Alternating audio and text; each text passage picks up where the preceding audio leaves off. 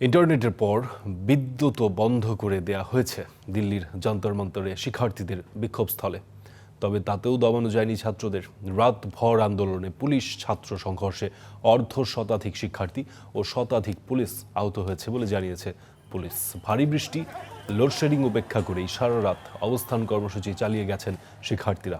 স্থানীয় সংবাদ মাধ্যমের তথ্য অনুযায়ী মোবাইল ফোনের টর্চ জ্বালিয়ে বিক্ষোভ করেন তারা। এর আগে সোমবার ছাত্রদের সাথে ব্যাপক সংঘর্ষে অন্তত 118 পুলিশ আহত হয়েছেন বলে দাবি করছে দিল্লি পুলিশ। তাদের দাবি, পুলিশদের দিকে পাথর ছুঁড়েছে বিক্ষোভকারীরা। এতে পুলিশ কমিশনার থেকে শুরু করে যুগ্ম কমিশনার, অতিরিক্ত কমিশনার, ডেপুটি কমিশনার, সহকারী কমিশনার আহত হয়েছেন। পুলিশের ভাষ্য, বিক্ষোভকারীরা ব্যারিকেড ভাঙার চেষ্টা করলে এবং সরকারি যানবাহন ও জনসম্পদে ভাঙচুর চালালে তাতে বাধা দেয় পুলিশ, আর তারপরই সহিংসতা ছড়ায়। এদিকে এই আন্দোলনে সংহতি জানিয়েছে কলকাতা মেডিকেল কলেজেও শুরু হয়েছে প্রতীকী অনশন।